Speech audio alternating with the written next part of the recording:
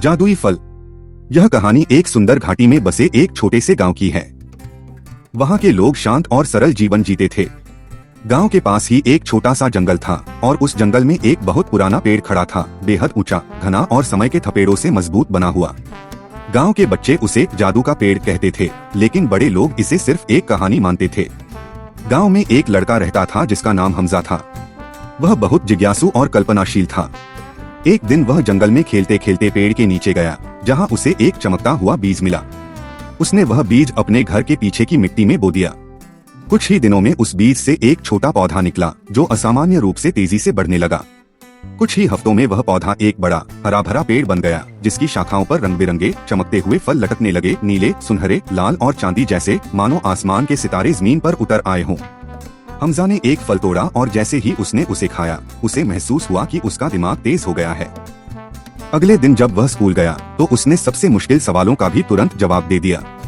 सब हैरान रह गए। धीरे धीरे हमजा को पता चला कि हर फल में एक अलग जादू है, कोई शक्ति देता है, कोई सच्चाई बोलने की हिम्मत, तो कोई मन की इच्छाओं को सच कर देता है। लेकिन एक शर्त थी, ये फल केवल उसी को असर देते थे जिसकी नीयत साफ हो। लालच करने वालों के लिए ये फल कड़वे हो जाते थे और नुकसान पहुंचाते थे। एक रात गांव का एक लालची आदमी राशिद हमजा का पीछा करते हुए पेड़ तक पहुंच गया। उसने चुपके से एक सुनहरा फल तोड़ा और खा लिया, लेकिन तुरंत ही वह जमीन पर गिर पड़ा। उसका शरीर कमजोर हो गया और वह बोल भी नहीं सका। अगले दिन गांव वालों ने उसे बेहोशी में पाया और हमजा को बुलाया। हमजा ने तब सबको सच बताया और कहा, यह पेड़ एक वरदान है, लेकिन साथ ही एक परीक्षा भी। यह उन लोगों को इनाम देता है जिनकी नीयत नेक हो, और जो लालच करें उन्हें सजा भी देता है। इसके बाद से गांव वाले उस पेड़ का सम्मान करने लगे।